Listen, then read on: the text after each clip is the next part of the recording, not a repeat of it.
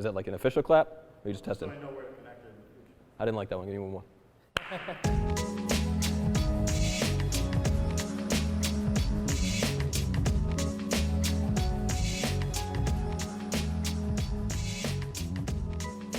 Let's just do it.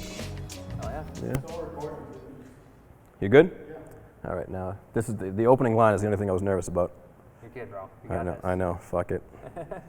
I'm gonna include this in the beginning. Cool. Anyway, so you good?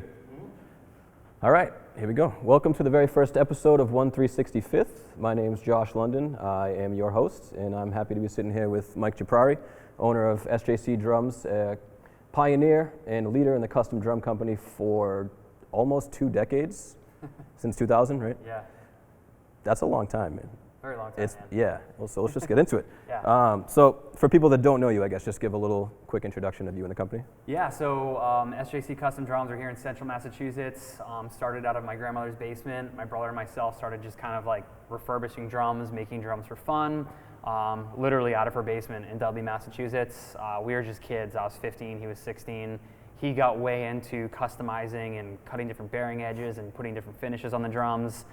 Which is something nobody was doing at the time. Yeah, I mean, it was like you could, custom drums were kind of starting. We got in very like at the ground level, which we were lucky.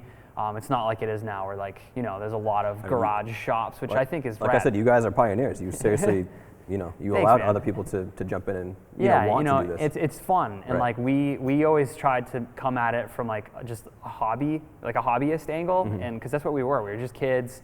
I was in like the creative sales and marketing side, didn't really know what the heck I was doing or what we were doing, and just networked our way into bands on the Vans Warped Tour and just kind of grew and progressed. And here we are now, like making drums for some of my favorite bands when I was a kid, so we're lucky. It's unbelievable, man. I feel like I've been playing drums almost my whole life since I was a young teenager, and I've grown with you almost. Cool. I remember the first time I was at a show and I saw Butcher Hoops for the first time. Yeah. I was like, what is this, man? This is crazy. Like, this is not just your normal stuff anymore. Yeah. It's like, it changed the game. Yeah, we just always thought way outside the box, and how you said you feel like you've grown with us. Like, Right. we are so lucky. All of the SJC family, like our customers and our fans and the dudes that play our drums, dudes and dudettes that play our drums, like, literally, we feel like we've grown together, and it's been this just natural, organic thing. It's been so awesome for the company, because it doesn't feel like a company. It feels legitimately like a family. Right. And we've got dudes like the Butcher who are so creative and like really pushed us way outside our comfort zone. So I'd be at a show with the Butcher, and he's like, imagine this. And I'm like, whoa. And we'd go there with him. And Just so you're saying the Butcher. The Butcher, yeah. I know the story. Yeah. I'm not sure everyone else knows why. How did the name Butcher Hoops actually Yeah, so come you to mentioned the be? Butcher Hoops. So that was one of like our I guess, cooler inventions that we came up with. Andy Morotek, he's a drummer for a band called The Academy Is. I was going to shows and like trying to get him to play SJC, and he was at a show once. He's an unbelievably creative dude, and he was like, let's, come up with this idea to make these hoops like, big and beefy and cover the lugs and stuff. So we made them and they caught on. So, paying homage to him, we called them the Butcher Hoops because it's a rad name. Like, Perfect. He used to work he was a butcher at a meat spot. Was he really? Yeah, I didn't know so that that's where he got his name from. Right. But we were just always pushing ourselves like way outside that comfort zone that I was saying, and like I'd be at a show with them, maybe drinking and hanging out and getting crazy ideas, and then I'd go back to the factory, my grandma's basement, and be like, "Yo, Scott, can you build these?" And he'd be like, "What the hell?" And we'd fight a little bit over it, but then he'd build them, and it was like, "Wow, dude, like." That could have been really corny and like cheesy looking, but you just made it. It looks like it's been done before, and you just made that. Yeah. The first time I saw it, I was like, it looks like these have been a thing forever. Yeah. But I was like, that was kind of the first one I ever saw. And with the rope, the twine, yeah, and the stuff. twine like a 1900s drum or whatever. Man, good stuff. Anyway, Thanks, so that's brief story of SJC, how they came to be. So this show, podcast, if you will, is a little different. I'm trying to approach it differently. So last summer, I showed up at the old SJC warehouse and followed Mike around for a day. It was just a fly on the wall.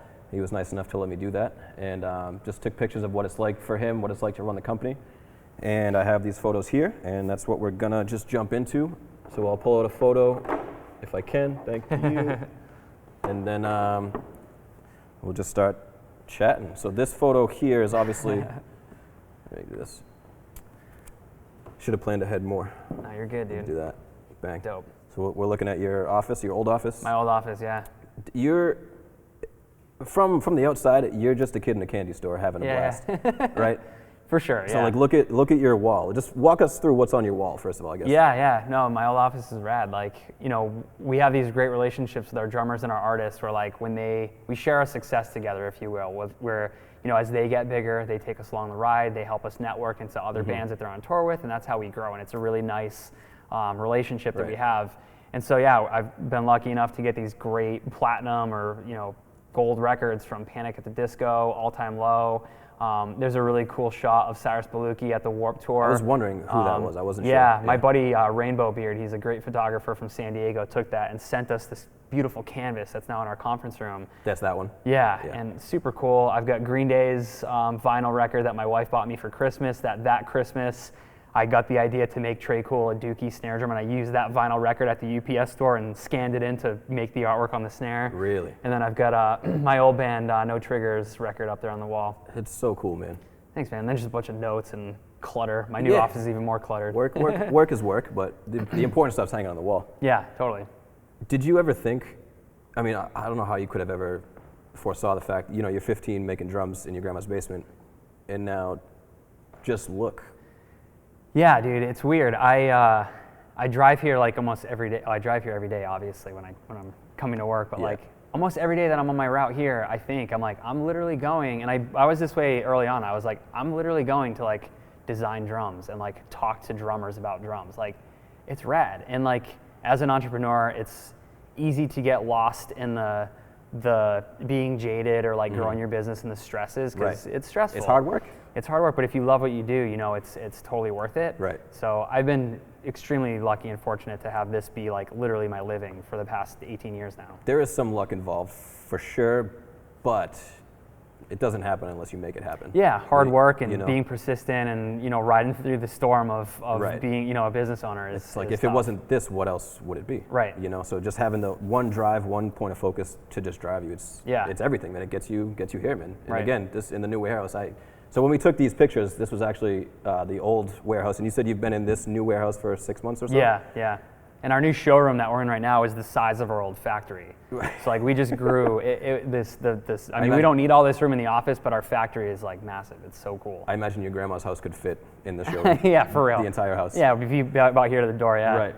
That's so and you know, I dreamt of this stuff. Like as a kid, like I'm really into The Secret and like the universe and like karma and magnifying things back to you that you want to happen and just thinking positively about it. And like I always just dreamt of this, like and I kind of forgot about it. My sister came here and was like, Mike, you used to talk about this when we were kids. Like you used to talk about this, like just having a huge warehouse. Yeah, just this utopia of like this showroom and an office and a warehouse where people can come and see what you guys do and like have shows here. We had the School of Rock playing here a few months ago. No way. And it was just like, like I dreamt of this, and from Grandma's basement to like this 70,000 square foot factory is like really cool to see for sure. I mean, like I said, when you gave us a little tour, like I just got goosebumps again, man. Like Rad. I'm like half fanboy, half you know. Man. I respect you a lot, man. Obviously. Thank you. It's insane what you've done, and to like watch it and grow with the company. I love this stuff. Thanks, man. Yeah, I love it. So that's your office. Moving on.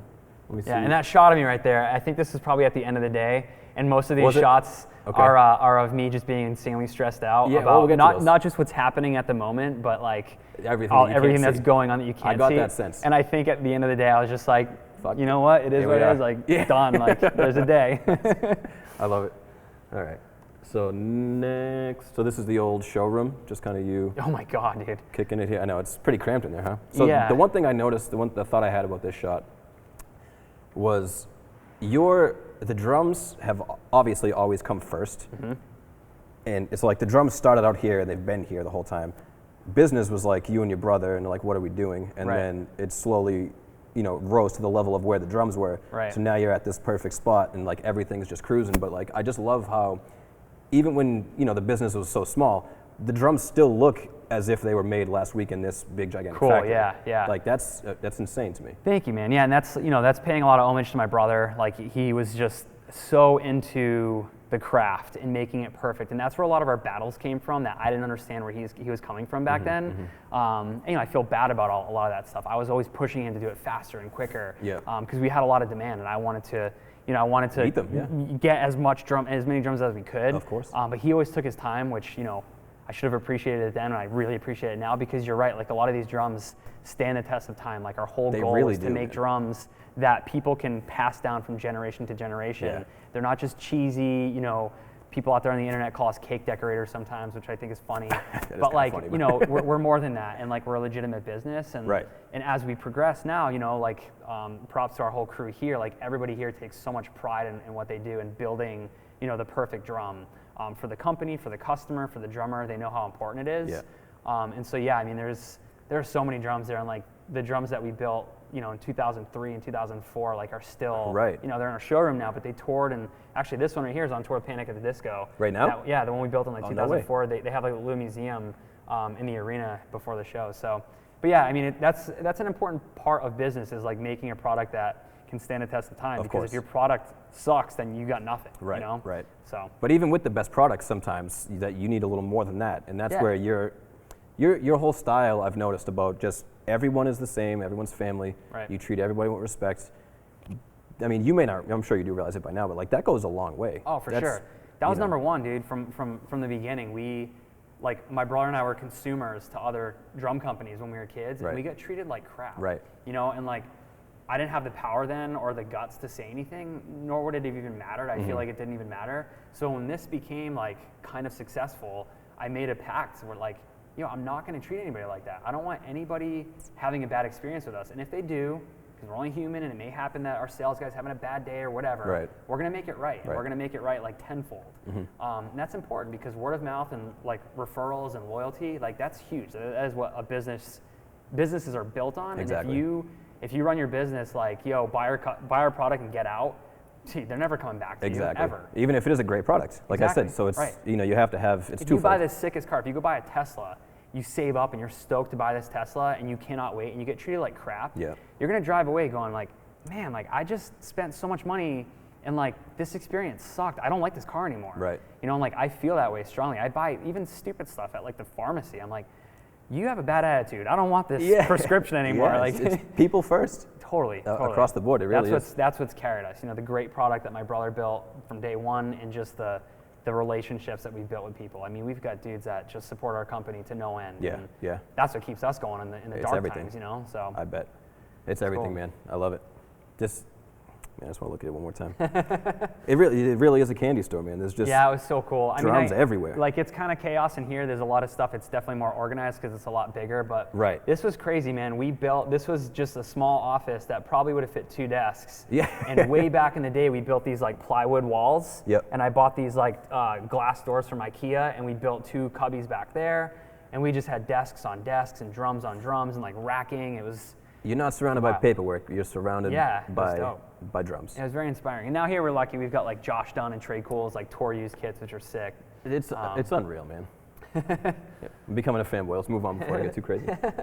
Yeah, so we talked about family and all this stuff and employees and everything. And I know recently there was some tragic incidents that went down with Yeah.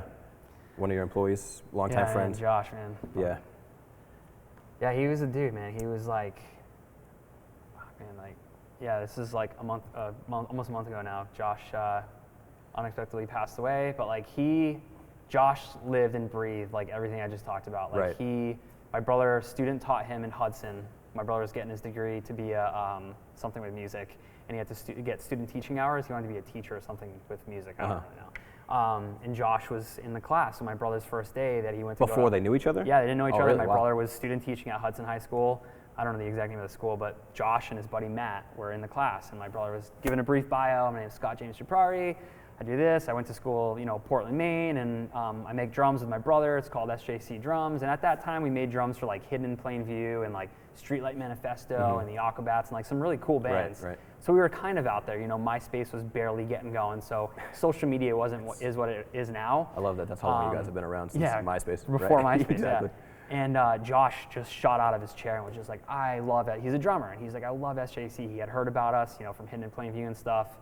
And so he bugged my brother, just like bugged him for a job and to buy a drum set. So he bought a kit from us, and later that summer after Josh graduated, my brother was done teaching, we needed somebody to help. So my brother called Josh, and he came in and just worked from then on. And straight out of high school, 11 years. So he was the third on technically third? Technically third, yeah. Like I had my best buddy Brian, and throughout high school was like helping us, Brian. but he was like, we had like Brian and a couple dudes that just came and like helped when out, and they like could, yeah. Brian and Josh kind of got on payroll at the same time, where like we were writing them checks from our personal checking account and stuff.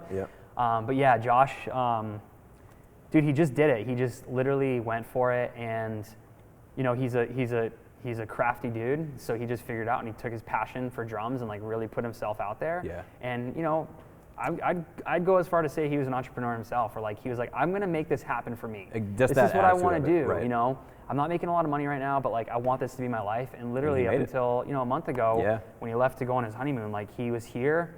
You know, he was our manufacturing lead and just hustled. And through all the drama and like trials and tribulations of growing a business, there's a lot of it. You know, there's a lot of drama. He stayed in the middle. He's like, I'm not team Mike or Scott. I am team SJC. Whatever has to get done for this company, I'm doing it. Right. And I love that about him so much. He just, anything you needed, you go to Josh. And I travel a ton, awesome, you know, and it's just like, I knew everything was okay because Josh is there. He's got eyes on it. He's holding down the fort. Yeah. And so, I was doing research, and I stumbled upon a video. I think it might have been the first video you posted, not the first video you posted from here, but it was just after the Prophet, after you worked with Mark, and you know, you had the camera on him, and you were just like, say what's up, and you could tell he was just like almost like he was running the company. Yeah. He was like, yeah, man, we got this going on. All the other guys were just, you know, like, hey, what's up? I'm new. This is right. But he was just like, out there. Yeah, man. Yeah, we miss him a lot, dude. It was. And, I'm really sorry to hear about it, man. I know it's not easy. It's been really rough, and like there will forever be a void here. Like beside my immediate family, like my mom, my dad, my brother, my sister, like that dude was the one person that I saw the most in my entire life. I saw him every day for 11 years, you know, and like, so there'll always be a void here, and all we can do is the best we can do to honor his legacy for what he did and what he helped build. You know, that void will never be filled. It'll always be there, especially when you go in our warehouse. Like his area is the first thing that you see. Yeah. But like I said, we're just gotta honor him and like cherish the memories, because there's so many positive memories. I was never mad at that dude. That's the thing. Like you can get mad at just people. one of those people, man. Just solid all the way around. Yeah, just solid. I was never mad at him. Every time I've, you know, like I said, I've worked with you guys a couple of times. I got my snare years ago. Yeah. I think he actually was the one. He was the one. Yeah. The crown hoop. Yep. Did he actually? Did the little diamonds on it. Him and PJ were like this dream team. Him and PJ did the Jaws kit back there. It's insane. So all the crazy woodwork. Yeah, and he was just like, he was down for it. I'd go to him, hey, Jake Masuko from 4 Year Strong wants a Jaws kit. You go. You're like, what is that? Okay. What's a Jaws kit? Okay, yeah. Just make it happen. Let's do it, you know? Right. And like we talked about the butcher hoops, like it's easy to make it look corny. Like if you gave that to most people, it'd be like, oh, that looks kind of cheesy.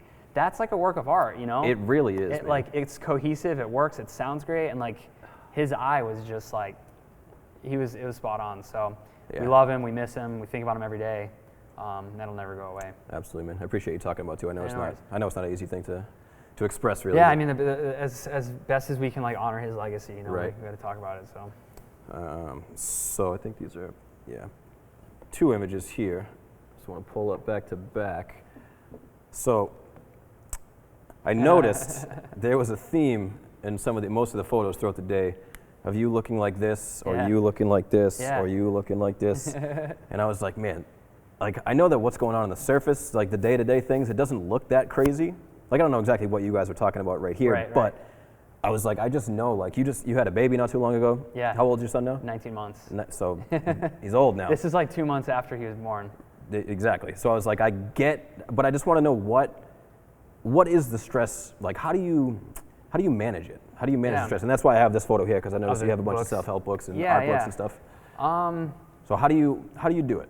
It's hard, dude. Like, there's a lot going on at all times. Everyone here wears like literally 20 hats, you know, and there's just so much going on. Deadlines, stresses in your personal life, things that may have happened. You have the dad hat now too. Yeah. You know, like my son was in the NICU for a month, so this is like a couple weeks after I was living in the hospital with my wife. Oh wow. You know, and like we had just shot a recap for the Prophet, and like business is growing. There's a lot of demands and a lot of pressure, as any business owner can understand.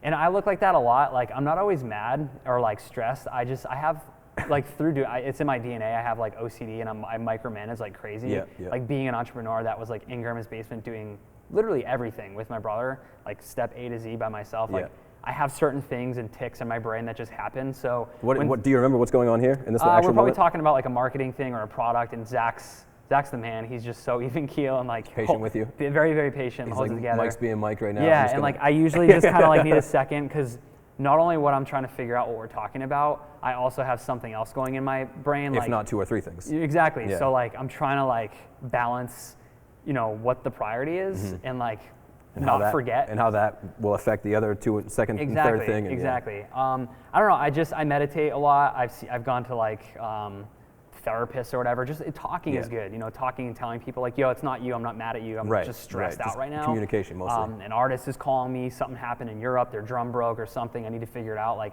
this is important, but like I've got like 3 other fires I got to put out. Yeah. I don't know. I'm not the best leader. I know that. Like I'm a work in progress. I'm always trying to get better. So I have all these books that like, you know, the 5 elements of effective thinking. I read that.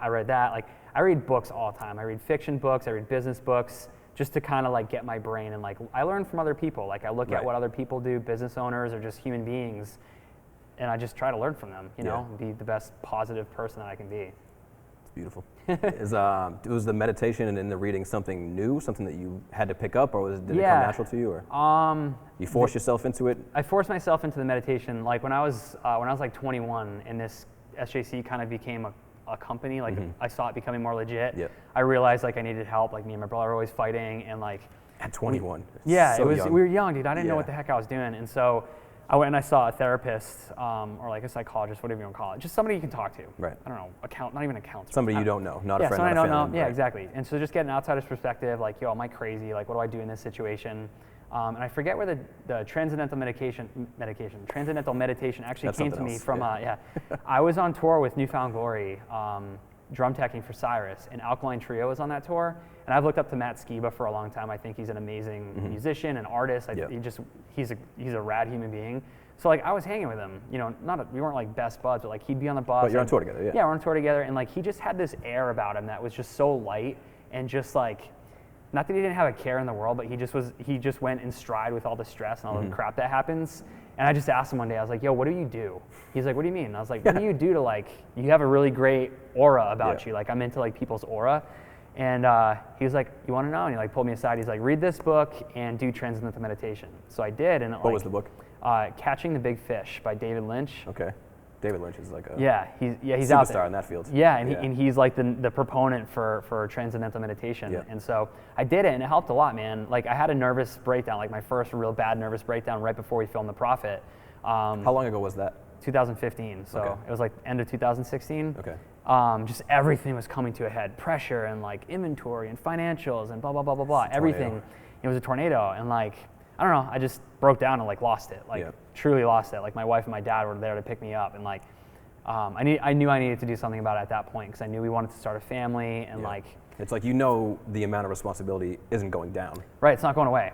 It's so only it's going like to you get just more. Attack it. Yeah, almost, right? And so, you know, the biggest thing for me is like, you never know what someone's going through. Like if you see somebody at the store or someone's rude to you, it's just like, you know, humanity, so many people get so mad and jump to conclusions and then get in a fight or pull out a gun or something just stupid and crazy. Right. You never know what that person's going through. Maybe they got real bad news about someone in their family earlier in the day and they're really pissed off and they're having a hard time coping with it. Like, just put yourself in their shoes. And so I try and do that often. Yeah.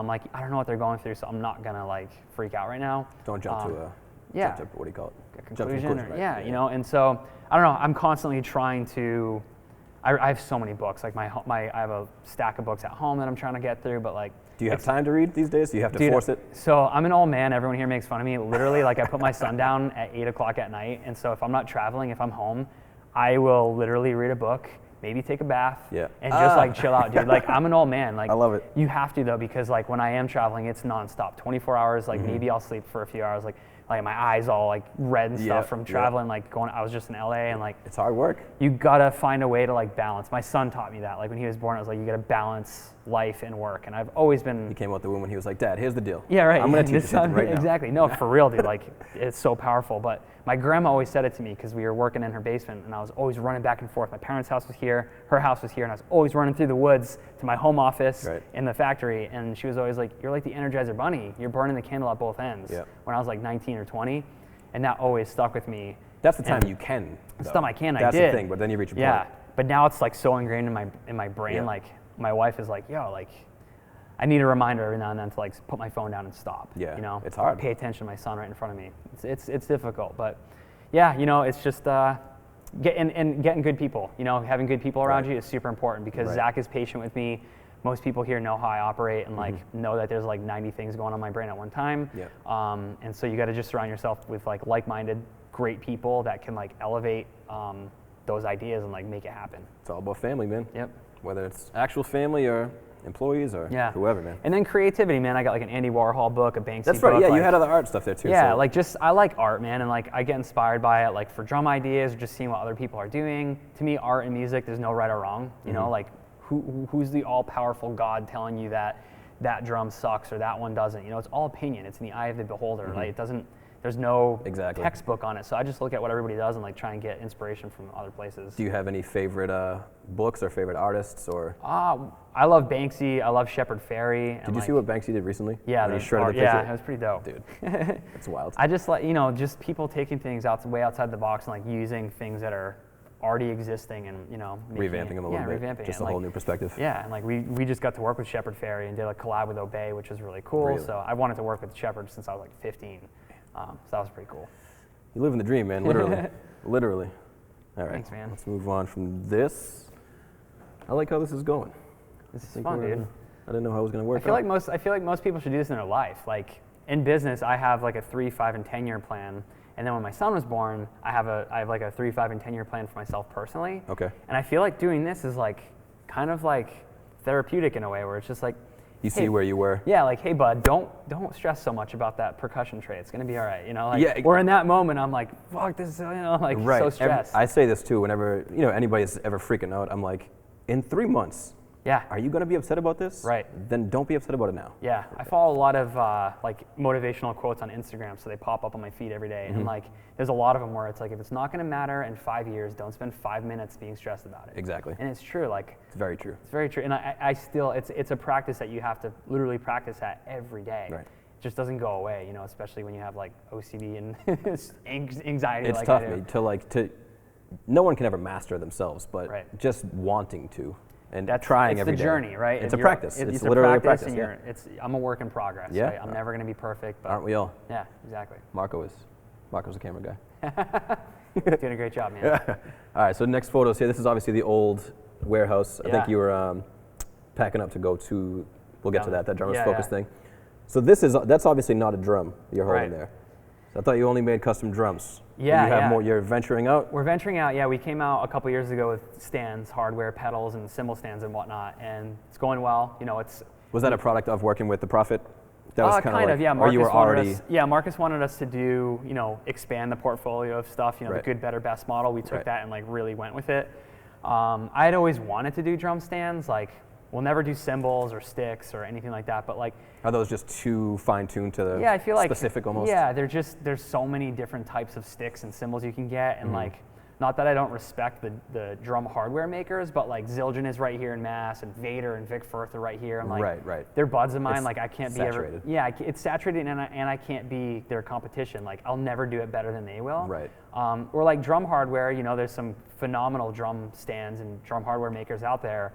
And we're not even looking at it like competing with them. We've gotten a lot of feedback. We listen to our consumer feedback, and a lot of kids are like, yo, get an SJC pedal or like cymbal stand. I'd buy it. Yeah. So we went to the factories over in Taiwan that do it, and we customized all of our hardware. And it's like, you know, it's a 10-year growth strategy with the hardware. We're not thinking that we're gonna make the best hardware on the market literally tomorrow. Right. So we're just expanding it, coming up with other accessories like a percussion tray, just fun things that we can offer that our diehard SJC fans and customers would buy. Yeah. And things that they might not be able to get elsewhere. And that's going well, I assume. Yeah, it's going well. There's a lot of R&D and like design that goes into it. You know, we're such a small team here. It's like me, Zach, and John, our general manager, that like sit on the product committee. Yep. And so like daily we're talking about stuff, and like it's a full-time gig. Like we should have a team here doing it, but it's us three. You gotta start somewhere. You gotta start somewhere, and like I like it because like I'm very heavily involved in this stuff, and it keeps me like very, you know, not that my brain gets. I'm very grounded with it. Like I've always been pretty humble with the company and like the growth and stuff because of all the like growing pains and like crap I've been through and seen. Exactly. This is just a fun thing to like come up with fun ideas as a drummer. Being like, ooh, what if this percussion tray had like a Bluetooth connectivity or like an LED strip, or yo, drummer, Jake from 4 Year, like, what would you love as an accessory, you know?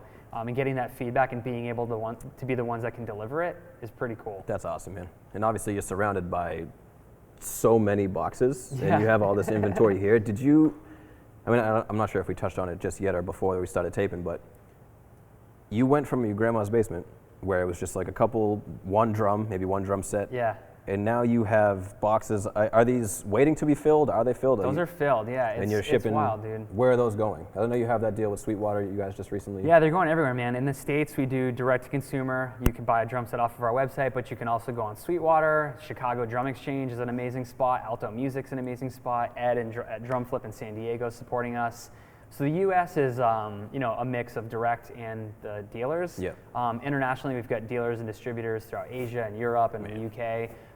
So it really depends. And in our old factory, it was really hard because we couldn't stage the orders anywhere. It was so small. So when you're building an order for, you know, say, Gear for Music in London or Europe, they're getting 30 drum kits, and you finished 10 of them, and you finished the other 20 2 weeks later. Right. They were everywhere. So here it's beautiful because we can just line everything up, build the pallets, shrink wrap them, and get them out of here on a truck. And there's no mistake, there's no issue. Everything's visually right there. Yeah. It was just chaos, which I kind of miss because it was fun and like it definitely looked like chaotic and like we were like super busy, which we were and we still are. But here with the small crew we have, it's like, are these guys really busy or are they just in a massive factory, you know? Right. But yeah, just being surrounded by it, and like I look at this picture, dude, and like, you know, we may not have as many drum heads as some of our competition, but when we started, man, and like we were in my grandma's basement, I had a table like this, and I remember working at Dunkin' Donuts and like making money to buy parts to make drums because we were like either not charging people or not charging them enough. And I thought I was so cool because I had 5 Emperor X heads on our inventory rack, and I was like, we fucking made it. Dude, we made it. That is cool though. You know, and we had one snare that was waiting on a back-ordered hoop to come in. I was like, oh man, I'm so efficient, and I got my notes. Yeah, and like, you were ready. You know, I was ready, and it was so cool. So like, to again walk into this building or drive here to this facility. Right, like this is impressive, but this is also the old warehouse. Yeah, and like see this picture, it's just so cool. Like, yeah, I don't know. I'm very, very proud of where we've been and where we're going, and it's all thanks to like our customers that like support our company and like the people that are here that believe in like our mission. So it's a great mission, man, and you guys have been killing it. Like I said, it's been almost 20 years, man. We're almost 20 years, dude. Dude, I know. Next year we're designing like our 20th anniversary product and some big events. Yeah. I'm trying to get some of our like OG bands back together to play like some secret shows and stuff. So here?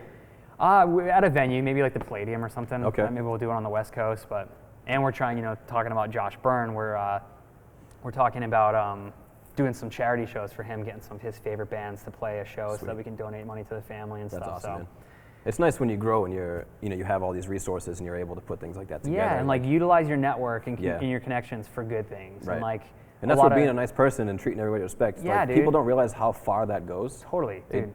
5 years down the line. I love that stuff, man. Like I've got kids that'll hit me up on Facebook that bought a used SJC kit from somebody in England that, that's awesome. You're supporting the brand. You didn't buy anything from us directly. I don't get bummed on that. The kid hits me up and he's like, yo, I love All Time Low.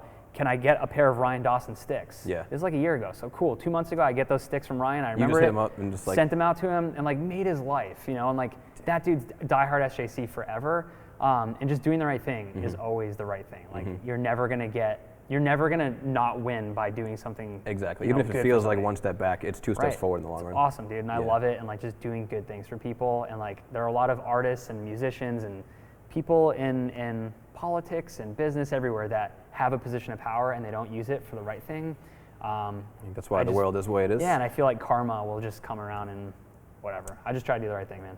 Hell yeah, hell yeah. I love it. So what do we got here in these two? So you were leaving, I just mentioned you were leaving the studio before. You had this drummers focus group. Yeah. And this was, I'll let you explain. Yeah, so we do a drummers focus group a couple times a year with like our people here internally, but we'll also bring in drummers. So at this one, we rented a little like music cafe down the street because we just didn't have the room in our old factory. Yeah. And we had Charles Not a Hayes. problem anymore, obviously. Yeah, not a problem. Yeah, we can do them here. It's beautiful. We had Charles he's from Boston. He's played with Lady Gaga and Kanye West, and he's always touring. He just wrote and recorded a bunch of the songs on the Greatest Showman movie. Wow. Phenomenal musician. And so we had him there. My buddy Matt Henderson.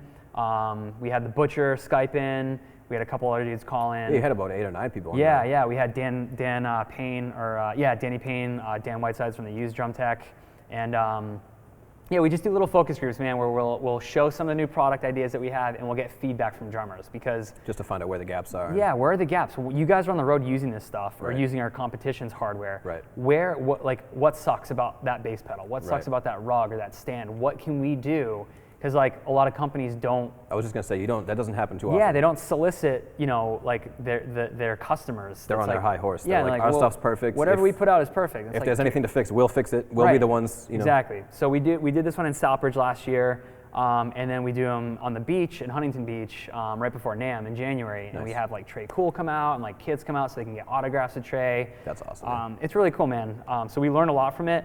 And that really builds our year. Like we're still talking today about some of these things that we were talking about that came up at that drummers focus group in June of 2017. Really? Are you able to talk about any, like, what is there one thing that stuck out the most that you're actually trying to implement and work on? A lot of accessories, actually. Okay. Like nothing in particular, but a lot of the accessories that are out there, the way the world's going and the way that music's going with like backing tracks and like people, more drummers using click tracks, samples and things like that. It's just the way the world's going. Like I kind of have an opinion on it. Like, I don't care. Like, yeah, it is what it is. They're still using our acoustic drums. They're implementing electronics as well. Keeps the band tight. It gives the fans a cooler experience. It is about the show at the end of the day. It's about the show. And so if we can be part of like that drummers, the percussion tray that you had the picture of, just making that stuff cool and easier for the drummer. Because drummers have a lot of stuff. They've got their pads. They've got their click track. They've got their in-ear. Like. They're just little things that we can do that will make life so much easier for the drummer. Yeah, it's huge. So yeah, we're working on a lot of fun stuff. A drummer's rug that like folds up and is super compatible to like fit in a case, so it's not massive. That's what I was curious about. I remember you were talking about it that day, but I know I signed the NDA, so I didn't want to talk about it. You're good. But so to describe the rug a little more. Yeah, I'm so curious. we just, drummer rugs, a lot of dudes will just go, and especially if you're flying in and playing like a one-off gig, to a venue, you would think venues have like the sickest backline gear, but they don't. They never do. They never do. Not even a rug half the time. They don't even have the rugs, so you got to have a runner, or if you don't have a runner, you got to run down to Home Depot or like Walmart and get like a 5x8 rug, but like, a lot of drummers are using that, so you roll it up, it's this 8-foot long tube that you got to fit in your trailer, it gets demolished. So one of the things that a lot of our drummers and the dudes on this group were talking about is like, imagine almost like a vacuum seal bag that you can fit in your backpack or in your snare drum bag or like in your case where it doesn't take up. That has a rug in it. That's got the rug that it comes out and it's got spikes in it where your drums aren't going to move.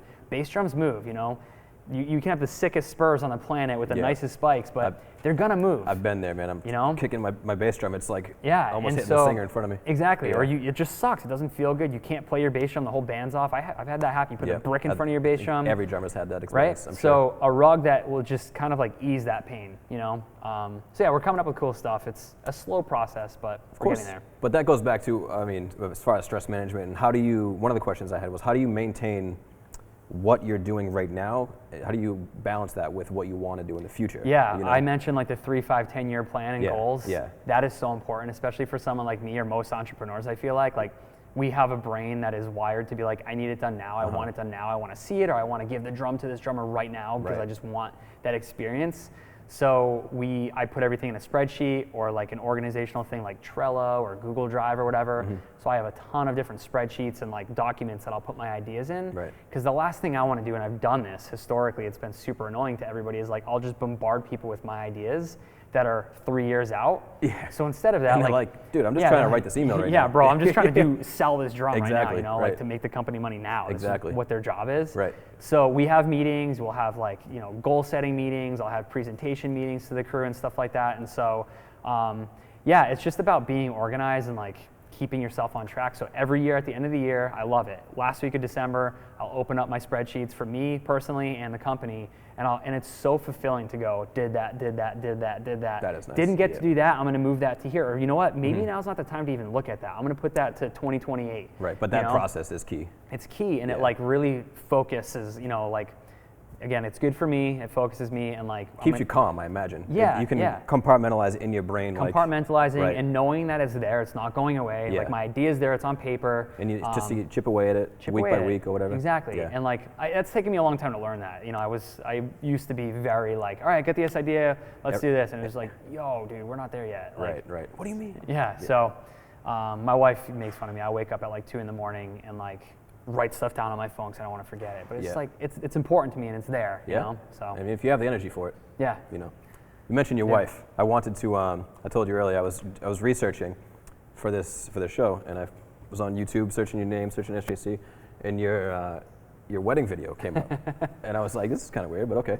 So I peeked around. I didn't watch the whole thing. No offense. That's all right. But I found one part, and you were explaining how you actually proposed to her. Yeah. Was it? It was Jimmy Eat World, right? Yeah. In France. I'll let you, if you don't mind, explain. Yeah. So I don't know. I like Willy Wonka, and Willy Wonka to me like makes such cool experiences happen. Yeah. So in my life, my family, like customers and people at SJC, like I want to make those like dreams come true. So when my wife and I met, her favorite band is Jimmy Eat World, so she told me this and put it in my head, put it in my little notes, like making my little thing. And so I'm like, I'm gonna get Jimmy Eat World to play SJC so we can go to a show and like she can meet him and stuff. That'd be rad. So that happened. Jimmy Eat World, Zach came and played SJC. He needed a drum tech in Europe, so I was like, I'll do it. You know, I had done Rancid and Newfound Glory and stuff, so hell yeah, I'm gonna go to Europe with Jimmy Eat World. And so it was around the time I was like feeling it. I was like, I'm gonna ask my wife to marry me. I'm gonna propose. And this all just happened and like worked so well. So I was on tour in Europe with Jimmy Eat World. My wife had never been to Europe. And when when we first getting to know each other, she was like, I toured with No Trigger a lot in Europe. And so she was telling me how she wanted to visit Paris and go to the Love Bridge and whatever. I'm like, that's where I'm gonna do it. So I packed the ring in a little box with SJC tape on it. So in case she saw it, she wouldn't open it up and see the ring. I'm like, oh, there's like drum keys and lugs and stuff from teching in there. You don't need that. So I did the tour for like 3 weeks, and then I flew her out to the end of the tour. And then we just vacationed through Italy and drove through the Swiss Alps into Paris, which was so sick. Because No Trigger did that route, and it was like so beautiful. So I remembered, on the map where it was, and took her through that same route. And then we went to Paris, hung out, and went to the Love Bridge at like 2 in the morning. Man. And I proposed. It was awesome. I was so freaking nervous, dude. I bet. It was rad though. That's a beautiful story, man. Thanks, dude. Yeah, it was super cool. That's some baller shit. Thanks, It's man. a nice proposal. It sounds baller, and it was really special. It was really cool, but like what people don't see behind the scenes, and this kind of like goes to business as well. There's a lot of things that happen behind the scenes. People see the photo like we put up and like, oh my God, like that's so baller, that's so cool. But it was 2 a.m. There was homeless people under the bridge fighting, and 2 like 65-year-old people, which is super cool and super special. But they were older and like behind us on a chair or whatever, like a little place you can sit and look at the river, going at it, making out. His hands were up her skirt and stuff, and I'm like, man, I wanted this to be like super special and movies, like right? romantic or whatever, and like whatever. I'm just gonna go for it. I'm just gonna do it. So we have that story, and like I've never said that before to anybody, but it was funny. It's just funny how I stumbled on it. I was like, that's actually really great stuff. Yeah, I know, and it's cool. It fits with the whole theme of SJC and the band and Jimmy Eat World. Just going for it, and like again using like, of course I'll do anything for my wife, but like using your connections for like good things and like creating those rad experiences. Yeah, man. And we try and do that stuff all the time. Like a lot of people want to meet Josh Dunn and Trey Cool and all these awesome dudes. Yeah. And if we can facilitate that, dude, like that is so fulfilling to me, like more than financial gain or equity or any of that Just seeing people smile. Seeing people smile, man. And if through making drums we can do that, then friggin' job done for me. Like I'm stoked. I love it, man. I do have a couple more photos, but I think that was a good ending, I think. I mean, I'll pull up this one more, I guess. I wanted to ask you. In this one. You like this one? Okay. Look at that too. More stress. Yeah, that's I probably got some email that somebody needed something like in an hour, and how am I going to figure this out? The other thing, we'll throw the other one too. Why not? The last one. So, this one, my question with this photo was, you, as much as you are, the leader of this organization, this whole thing, you're sitting in the back with your hands up, just listening. Yeah. You're not up front talking. How much of being an entrepreneur, running a business, is being a student more so than? Yeah, I feel like, I don't know, I may be wrong on this ratio, but right now I feel like 90% be a student, 10% be, you should always be a leader and lead by example and show people your actions speak louder than words. So hustle, work your ass off, and like show people what you want them to do as well. Right. But like we said before, like surround yourself with good people and like-minded, successful people that can take your ideas and elevate them. Where that allows you to just lay back and not lay back, but like I'm watching Zach do his thing, like that stuff motivates me and inspires me, seeing people like really go outside the box and really crush it. And the dude sitting next to me, I can't say his name, but he's a leader in the drum hardware world, and he's a bud of mine, and so he's been helping us behind the scenes kind of like do all this hardware stuff. And he was there, so I was back there with him kind of like talking about stuff. But really giving people the limelight and the space for them to grow. You know, talking to people, doing things like this isn't easy. And so letting people kind of like break out their shell gives them that confidence to lay in bed at night and go, I did that. That was awesome. Like, I'm really proud of myself, and like, helps I did you, it, helps know? him, helps everybody. Just Exactly. You know, rising tide lifts all ships, man. Yep. Awesome. And then this one is just, I would just say #hustle. Like, I was gonna say, I like how you know, how often do you find yourself in just weird locations answering emails? every day, dude, all the Right, time. right. Like, literally. I got that sense. My best ideas come when I'm like literally in the bathroom. Like, I have a waterproof notepad in my shower my Really? wife got me. I have a box of them That's in my next bathroom level. because I have ideas, and I'm like, well, I thought about buying like a waterproof case for my iPad. That might be weird. My wife was like, why do you get your iPad in the shower, you know? But like, she bought me these like waterproof notepads where I'm like, all right, rad, I can, every night I'm writing ideas down. I have 4 of them on my desk from last night. That's next level. Just ideas for drum concepts or things that we need to do for strategy, or like NAMM's coming up, the big trade show, like what should we do for NAMM, you know? Like, ideas strike at the most random times, and if you don't write them down, literally 5 minutes after this or a second after this, my phone's gonna ring or someone's gonna grab me, I'm gonna forget it. Exactly. So Zach likes this term. I just say set it and forget it. Like, put it in your calendar or make yourself a reminder and forget about it until the time is right to worry about it. But dude, constantly. Airport travels, like, all the time. I actually considered, last week I flew to LA and back, and I caught up on a lot of work that I needed to. No interruptions. I had Wi-Fi on the plane, but my phone wasn't ringing. Comfy. And I'm like, man, I'm just gonna fly. When I need to catch up on work, I'm just gonna fly to LA and then stay on the plane and then fly back on the next flight to Boston. Not the worst idea.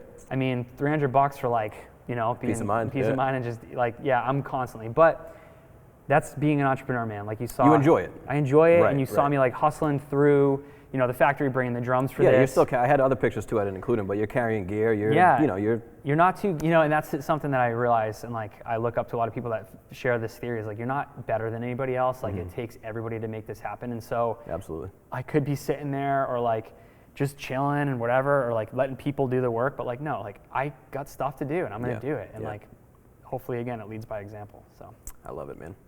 Hell yeah. Cool.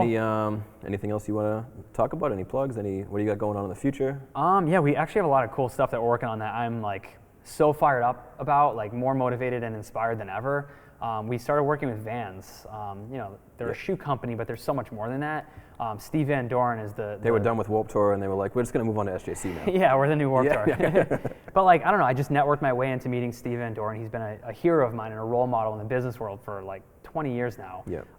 And so Kevin Lyman from the Warped Tour linked me up with Steve a couple years ago, and we're just doing a lot of really cool workshops with them, where they're supporting us doing drum clinics and drum workshops around the world. I imagine they have a lot of resources. They have a lot of resources, man. It is like unbelievable. Like, I feel like I won the lottery, like being in with them and like connected with that company.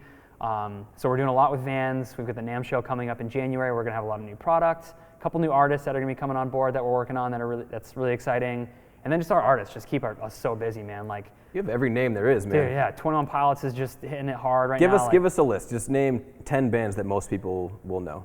Oh yeah, Slipknot, 21 Pilots, Green Day, Imagine Dragons, Rancid. Gosh, dude, like Newfound Glory, Eric Church and the country scene. I don't know, we work with so many cool bands, dude. Yeah. Like, I mentioned 4 Years Strong a bunch. Those dudes are like the first band to like ever buy something from us. Really? They're in Worcester, so yeah, it's Panic at the Disco. They're a little band named Panic at the Disco. Yeah, it's just cool, man. Like, sharing the success. Like, these dudes are so rad. Like, they really want to see us succeed, and so as we grow and like we're there for them, they're there for us as much, you know. So it's really cool. We've been blessed with getting lucky, but also like hardworking people inside our organization and our artists supporting us, and we wouldn't be here without any of them. So it's beautiful, man. The one quote I heard that stuck with me my whole life was, "You are exactly where you should be." Yeah. And you're here. Yeah, dude. This. I love that, dude. That resonates so well with like, this is dude Gary Vaynerchuk. So I love him. I think we talked about him before. So if you're an entrepreneur or like looking to like break into social media, like follow Gary Vee. The dude's a genius. Absolutely. And he talks all the time about the journey, and he talks all the time about buying the jets. His goal one day is to buy the New York Jets. I love that.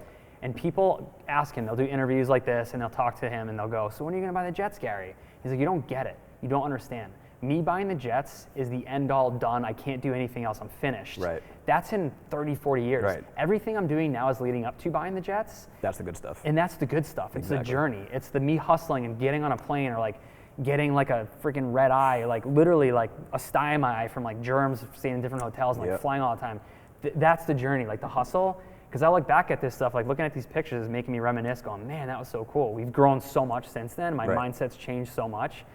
But when I'm 90 years old and that's the end and I'm retired and I'm done, I don't have to do this anymore, I'm gonna be bored. Exactly. Dude, I'm gonna miss this. That's what I mean, it's work, but you enjoy it. It's who you are. Exactly. So like, I don't know what my buying the New York Jets is comparable to Gary Vee, but like I think about that all the time and I'm like, it's this. You are where you're supposed to be, exactly. It's the journey, you have to enjoy it. Right. It's always when this happens, this will happen.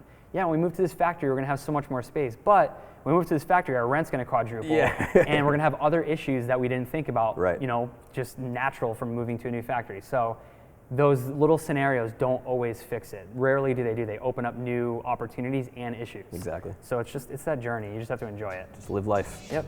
I love it. Cool. Appreciate it, man. Thank you for your time. Thank you so much, man. It's been real. Thanks for having me on your first one. I appreciate it. Oh yeah. Cool. Thank you, everybody. Stay tuned for the next one.